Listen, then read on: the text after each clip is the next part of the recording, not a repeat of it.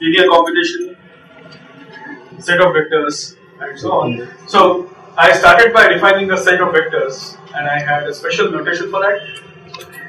So today we are going to look at specific things like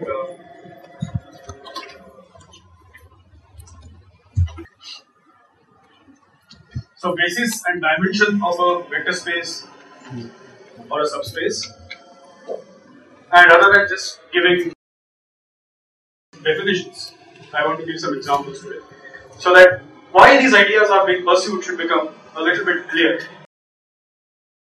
Why we are looking at these funny spaces? Why don't we look at the set of all continuous functions and then call it a space? Or why we want to look at set of polynomials and call it a subspace? So yesterday we had developed this notation.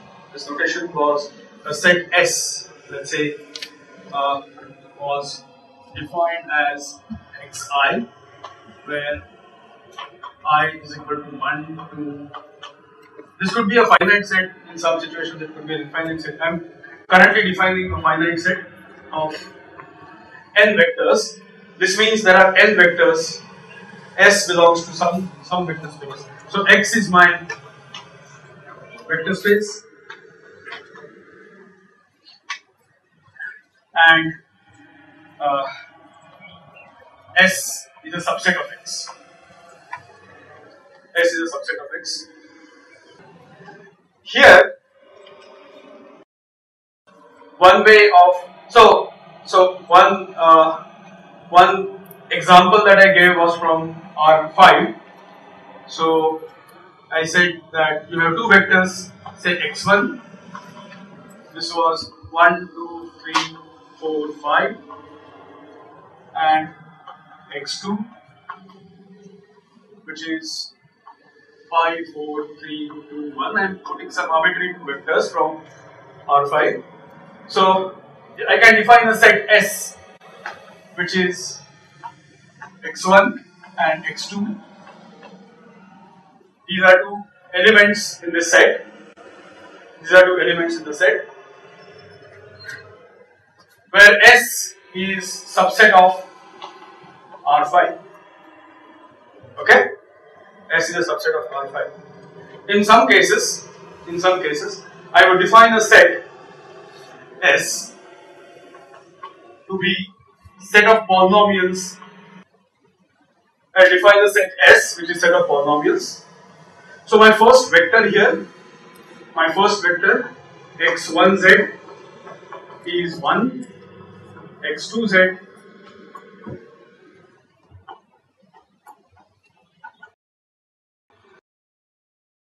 so in this particular set, I have n plus 1 vectors. Which are denoted like this. This is the first function. This is the second function, x2z, second vector. Okay, this is the third vector. This is the n plus 1 vector, and so on. So the notation here is generic. It could be used in the context of n-dimensional spaces. It could be used in the context of function spaces. It could be used in the context of polynomials. Depends upon what context you are looking at. Okay. So that is first thing. Then yesterday, just a quick review, we talked about linear combinations.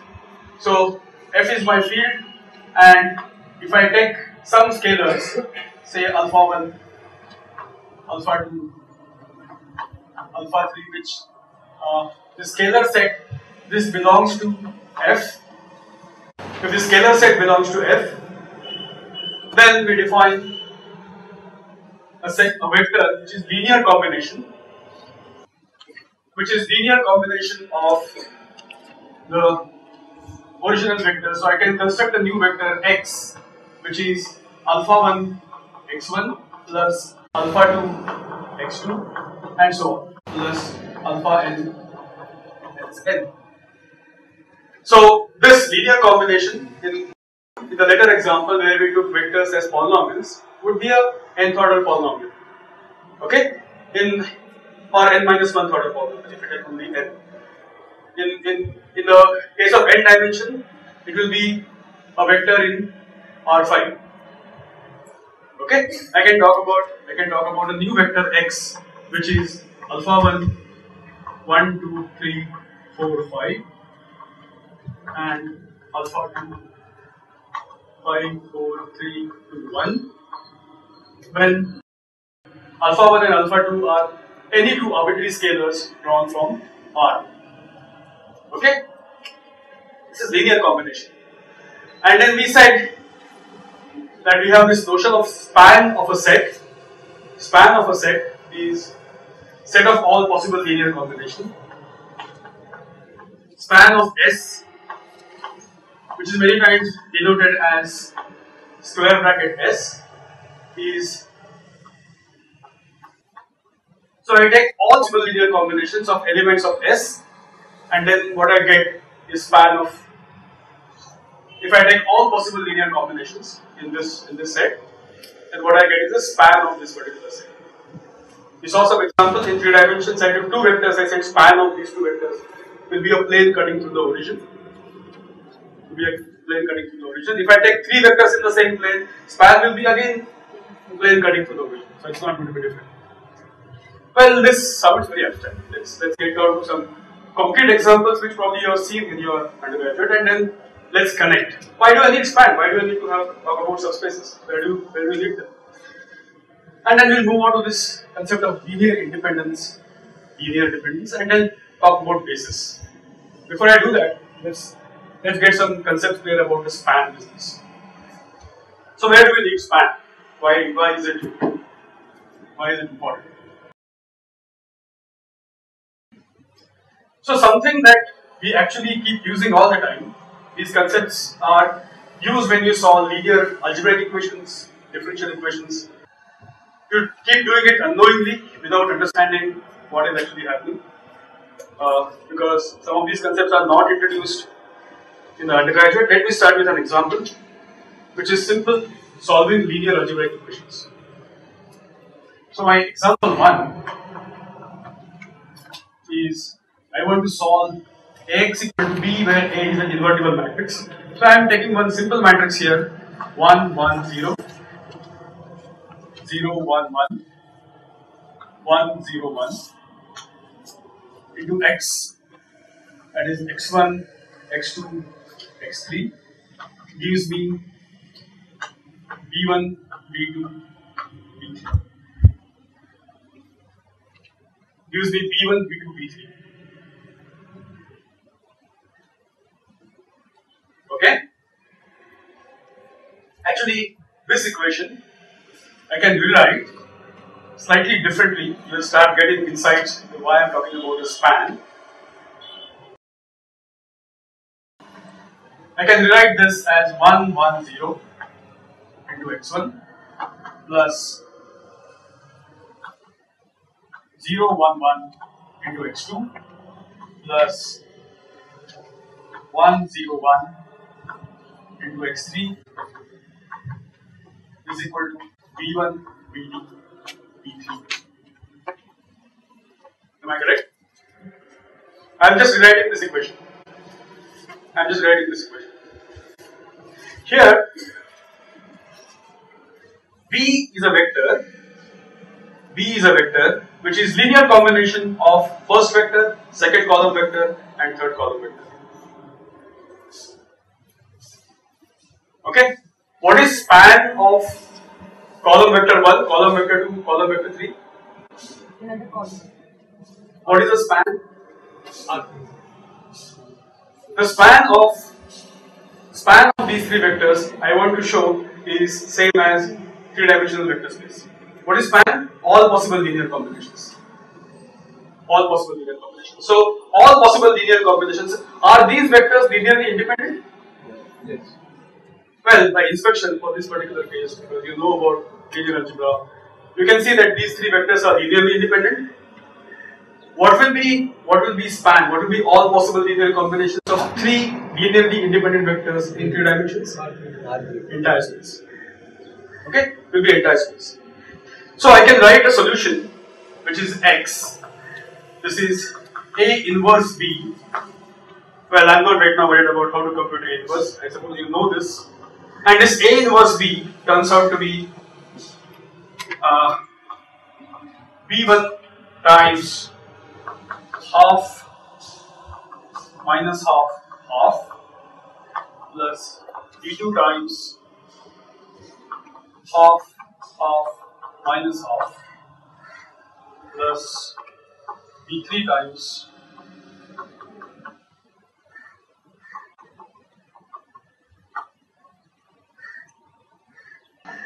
if I actually compute a solution of this system of equations, okay, you can do it very easily. Gaussian elimination, Gauss-Jordan method, you can compute inverse. Okay, I'm just rewriting the solution in terms of A inverse B, except that I have chosen to write like this. I have chosen to write like this. Okay, give me any B vector. I can write the solution like this. Okay, so where does the solution belong to? Solution belongs to the span of the solution X belongs to span of this vector, and this vector. Again, from undergraduate experience, you know that these three vectors are linearly independent. Okay, so the solution actually belongs to the span of these vectors. Okay. Now this is a well-behaved example. Matrix A is invertible. I am going to move on to another example where matrix A is not invertible, and I still want to find a solution. Matrix A is not invertible. I still want to find a solution, and then we will get this concept of the solution belonging to a space which is not R3. In this particular case, what is the solution space? So X belongs to span of half minus half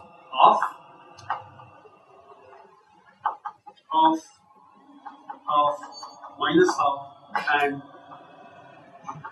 half. The solution actually belongs to span of this all possible linear combinations, right? If you specify B, I'll get one particular X. How many ways I can specify B? Infinite possible ways. B1, B2, B3 can be chosen. All vectors in R3 can be put here. I'll get one particular solution. So this is an example where you have to look at a span. Now let's look at another example. Then the things will become more clear. Okay, I'm just going to change this matrix to slightly different matrix. 1, 2, minus 4, minus 1, minus 2, 4, and 2, 4, minus 8. And then I'm going to look for a solution which is for 0, 0, 0. I'm going to look for a solution which is 0, 0, 0. Well, so basically I want to solve for 1, minus 1, 2,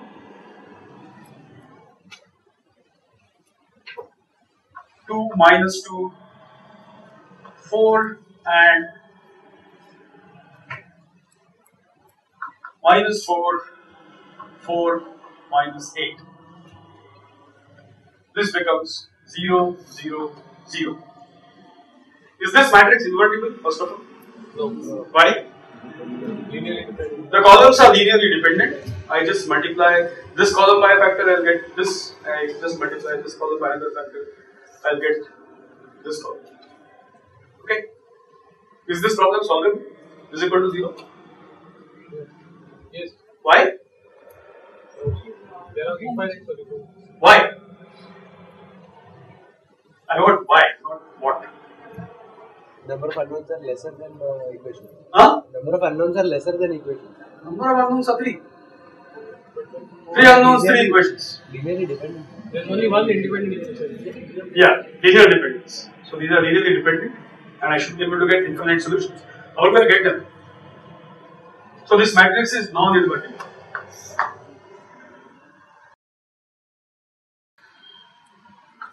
So as the columns are linearly dependent, this matrix is not invertible. Can I find a solution? Can I find a solution? What are the possible solutions to this problem?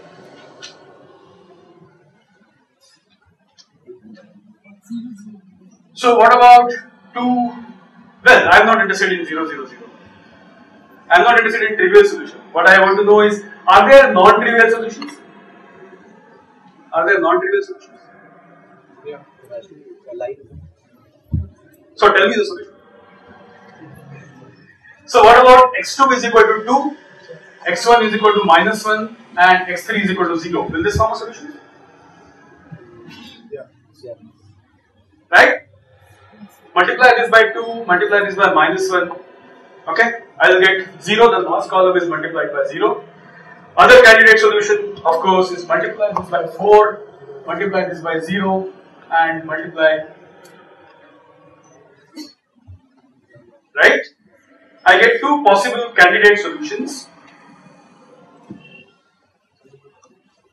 I get two possible candidate solutions here. My first solution, well, remember, these are linearly dependent columns, which means there are same equations repeated again, multiplied by scalars. Okay? I am not taking the equation viewpoint, I am taking the column viewpoint, I am not taking the row viewpoint. What is the difference between row viewpoint and column viewpoint? We'll come to that at some point later. Okay, so now I have two possible solutions. I have one solution which is x1. So I would write this as 2 -1 0, and I have x2 which is 4 0 1. Okay, I found two possible solutions, but he claims that there are infinite solutions. How do I get two infinite solutions? Linear combination of these. Span of that. Any linear combination. Any linear combination. So, if I construct a vector which is alpha times 2 -1 0 and beta times 4 0 1, just check. This also will be a solution, because a times this vector is 0 plus b times beta times this vector is 0. So, two solutions add to 0. So any vector which is, what do I mean by any vector which is? Span of that. So what I want to say here is that the solution lies in the span of these two vectors. So solution, are these linearly independent? Yes. These are linearly independent, and then solution lies in the span of these two vectors. What is the dimension of the space created by the span of these two vectors? 2. Because there are two linearly independent vectors, all possible linear combinations of these two vectors will give rise to a two-dimensional subspace of 3 dimensions, R3. Okay? Will give rise to a two-dimensional subspace of R3. Okay, so span is something which you have been using without knowing what is happening. Now let's graduate from these examples to differential equations. Okay, so that you get the feel of how we can generalize these concepts to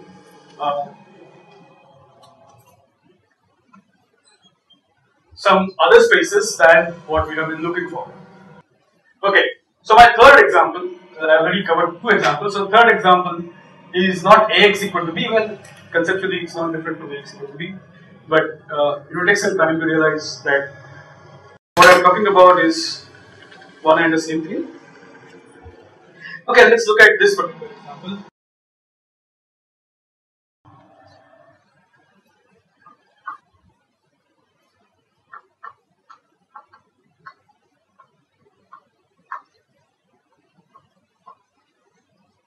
So now I want to have a transition to an example which is different.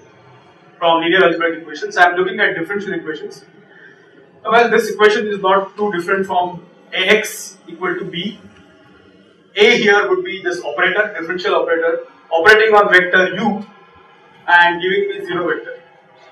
Okay, giving me 0 vector. So this is exactly like Ax equal to 0, except I have to write as d3 by dz cube plus 6 d2 by dz square plus d by plus 11 d by dz plus 6. This operator operating on uz is equal to 0. Actually 0 is the 0 vector in this space. What is this funny space? I have not talked about it earlier. This is set of thrice differentiable continuous functions. Set of thrice differentiable continuous functions on interval 0 to 1. So z belongs to, this is a set of z belongs to 0 to 1, and this particular set is thrice differentiable continuous function. C3 0 to 1 is thrice differentiable continuous function. Well, you know how to solve this problem. I have not given initial conditions. I want to get a general solution. I want to get a general solution to this problem. How do you do that? You write the characteristic equation and then you write the solution. So let's what you already know. So the characteristic equation will be P3 plus 6p square plus 11p plus 6 is equal to 0, and then I can write p plus 1, p plus 2, p plus 3 is equal to 0. So there are 3 roots, minus 1, minus 2, minus 3, and then all of you know how to write the solution. But what I want to point out here is something different. I want to talk about a span. Okay, so the general solution to this particular problem is given by uz is equal to alpha e to the power minus z plus beta e to the power minus 2z plus gamma e to the power minus 3z. Okay? Look at these 3 vectors. Where are the vectors coming here? The vectors are 1, 2, 3. So this is my x1z, this is my x2z, and this is my x3. This is my x3z. Okay? The general solution to this problem, it belongs to span of all possible linear combinations. What will fix alpha, beta, gamma? Moment to specify initial conditions. Alpha, beta, gamma will get fixed. Well, if you have not done this earlier in your BTech, we will be doing these solutions a little later. So this is linear combination of these 3 vectors. So I can say that uz actually belongs to span of e to the power minus z, e to the power minus 2z, and e to the power minus 3z. Okay? So so span is something which I need to know. Something that I need to know.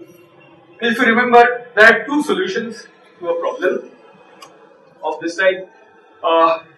If there is something on the right hand side, right?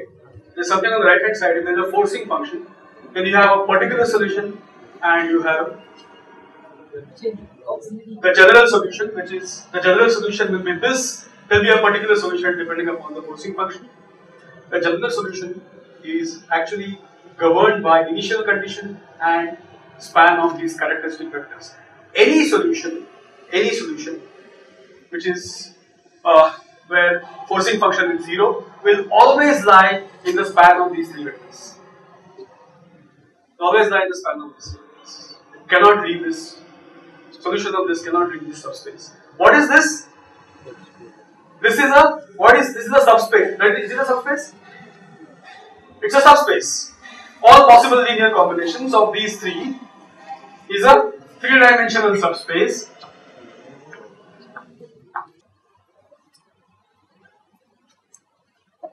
What is the underlying space which we are talking about?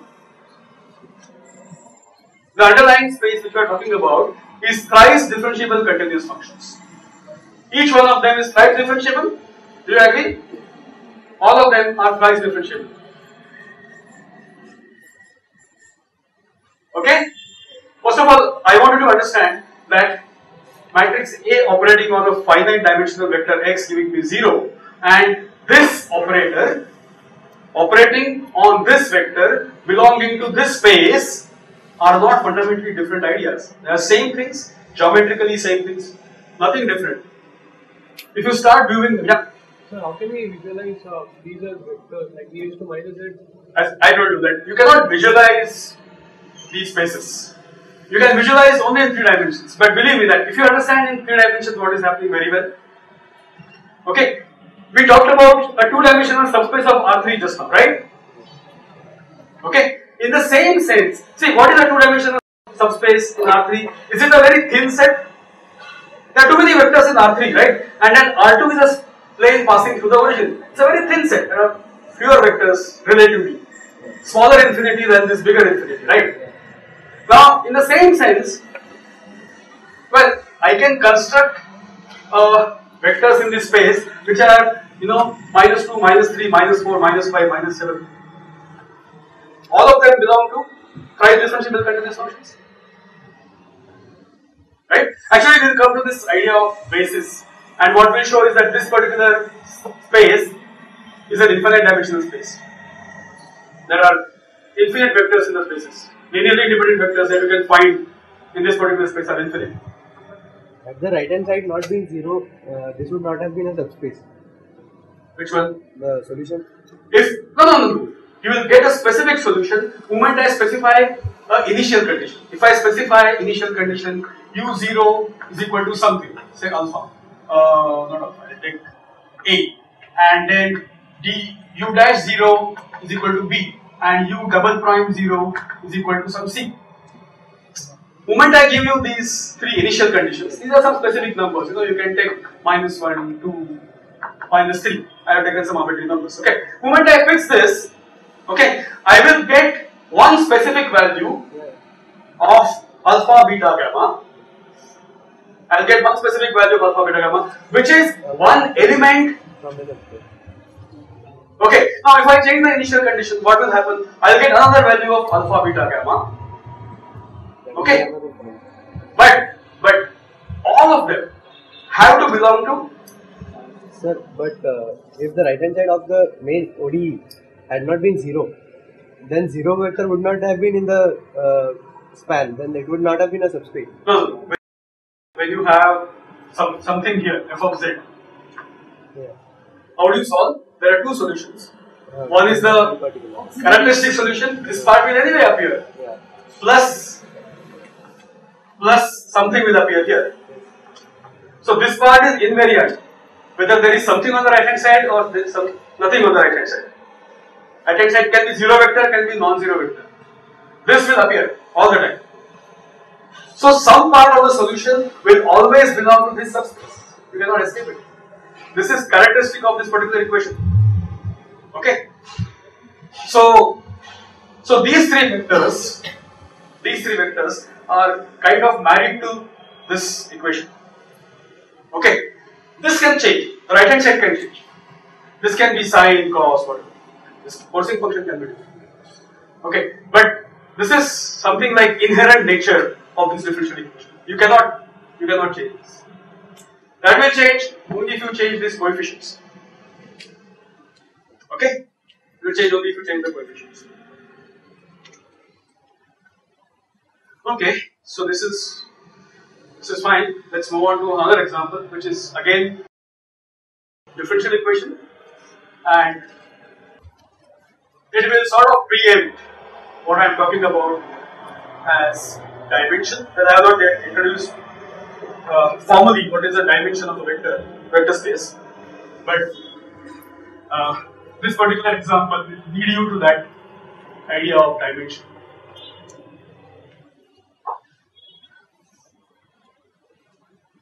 Well, there is one question. These three vectors, are they linearly independent?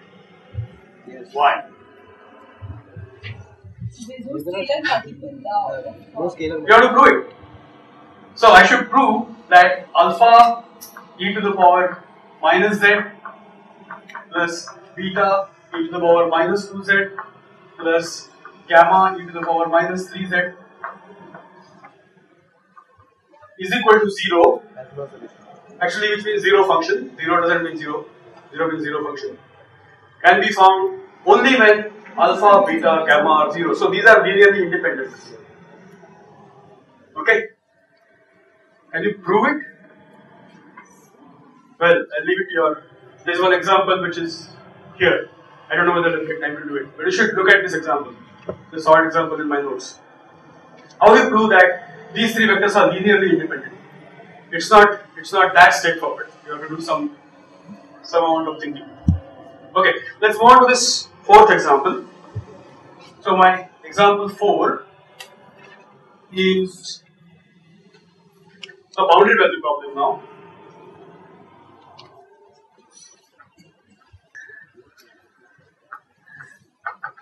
So I have two boundary conditions. This is the differential equation which is satisfied in the domain z going from 0 to 1. Okay. Then I have this boundary condition at z is equal to 0. So this is u0 is equal to 0, and then I have a second boundary condition at z is equal to 1. So this is u1 is equal to 0. Well, this kind of problems will appear when you start solving partial differential equations, and so-called Sturm-Liouville theory, which will be covered in the other course. So, or you might have seen this in your undergraduate. These kind of problems we visit in heat transfer and mass transfer once in a while.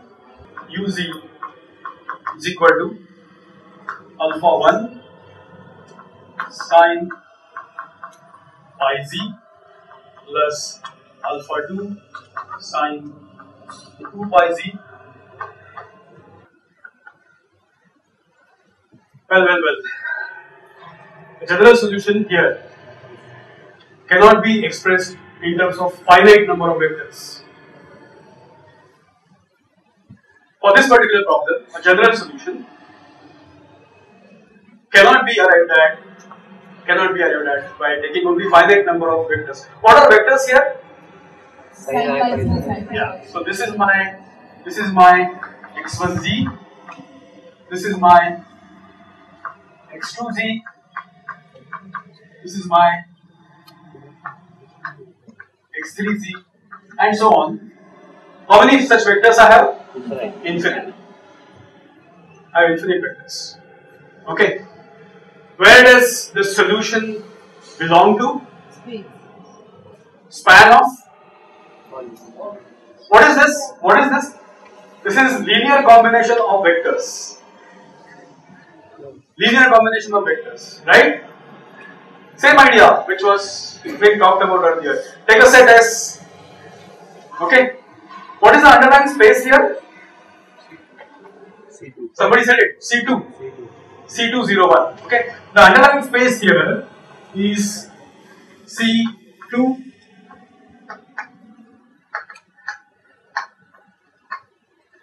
Well, you have to be careful when you write this notation. It has to be square brackets, because two ends are included. There are two boundary conditions, not just. So twice differentiable continuous functions on interval 0 to 1.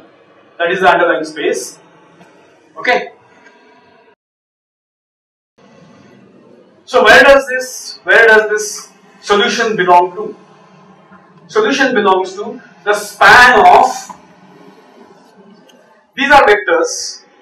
These vectors belong to twice differentiable continuous functions. Okay, a linear combination of them gives me a solution to this problem. Okay, infinite linear combination, not just one value. These, well, in a partial differential equation, these coefficients alpha 1, alpha 2, alpha 3 will be fixed by some other particular solution, which this comes as a coupled problem in the partial differential equation. So there will be one part of the partial differential equation will be solution to this problem, and the other part will be particular solution. So that is, you can look at the book by Professor Pushpavanam if you want to mathematical methods in chemical engineering. That will tell you how these solutions appear. But the point that I want to make here is that UZ actually belongs to the span of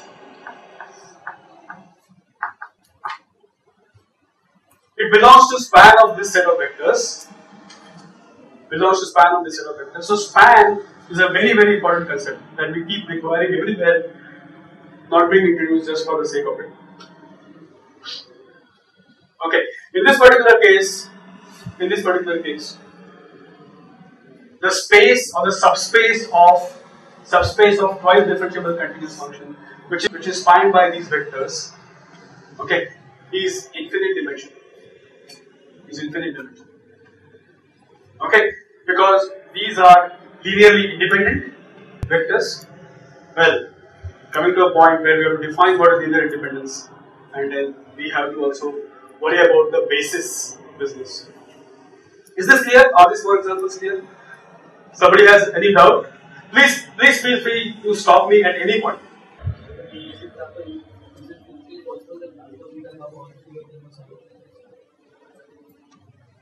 Is it possible? Well, if you take initial condition, it depends upon the initial condition. So if you take initial condition to be 0, 0, 0, only possible solution that you will get is depends upon what is the initial condition of u0, u prime 0, u double prime 0. If all the three initial conditions are 0, 0, 0, alpha, beta, gamma will be 0. Yeah. So the elements of this function space C2, so are they the functions or the value of those functions? No, they are functions.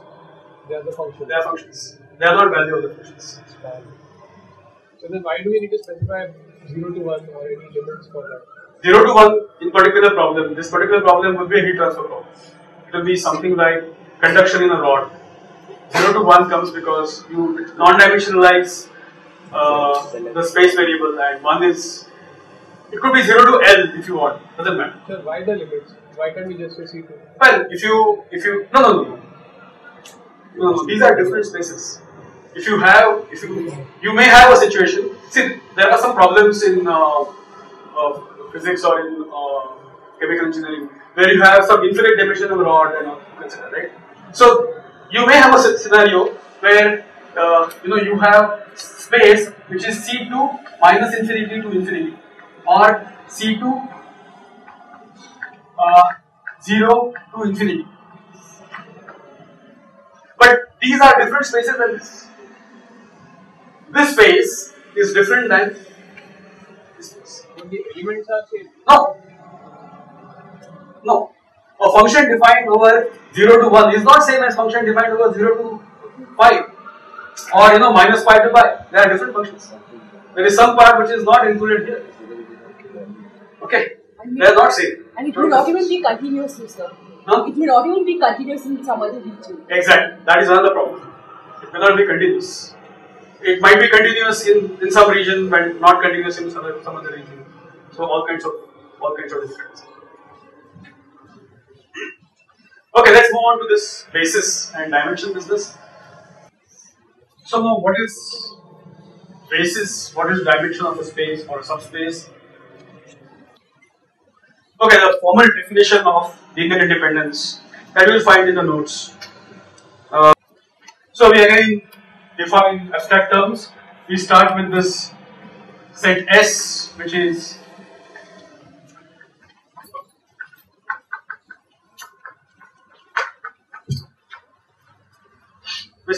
set S. Okay.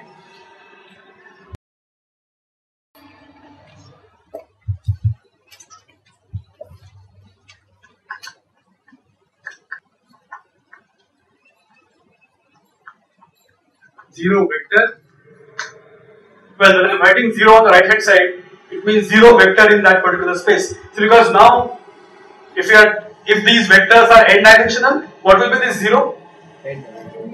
Well, let me qualify it by putting a bar over it. 0 bar, it is 0 vector. Okay, 0 bar is 0 vector.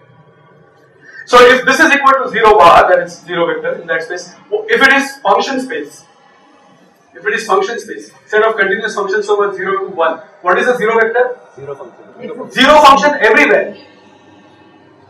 Okay, fz is equal to 0 on 0 to 1, that is a 0 function. Okay, so that's what it means. It doesn't mean numerically 0 at one point, depends upon what space you're looking. Okay, so if there exists a linear combination such that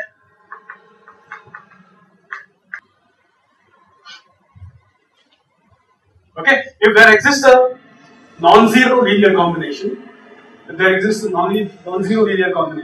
which yields a 0 vector, which means if I can find some non-zero elements alpha 1, alpha 2, which will give me 0 vector, then these elements are linearly dependent. Else they are, if you cannot find a non-zero combination, which means only way to get a 0 vector is to put alpha 1 equal to 0, alpha 2 equal to 0, alpha 3 equal to 0, alpha n, all of them are 0. Okay, then they are linearly independent.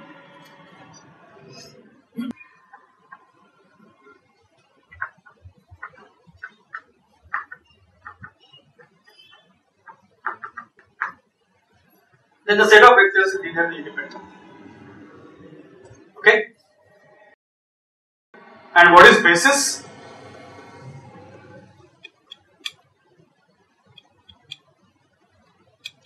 Linearly independent vectors which generates X. Yeah. Basis of a vector space is nothing but the set of linearly independent vectors which generate the entire space. Minimal set. Okay? Which generates the entire space.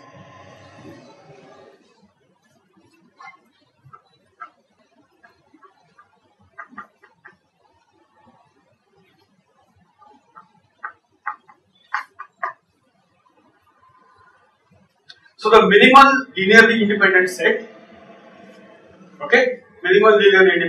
which generates the entire space. Yeah. Sir, why minimal?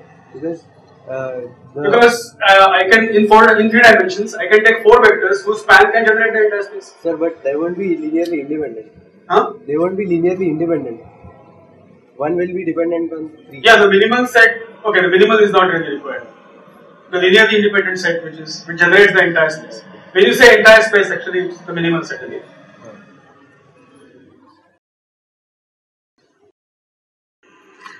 So when do you say that a space has finite dimension? It has finite elements in. The number of elements in the set is finite.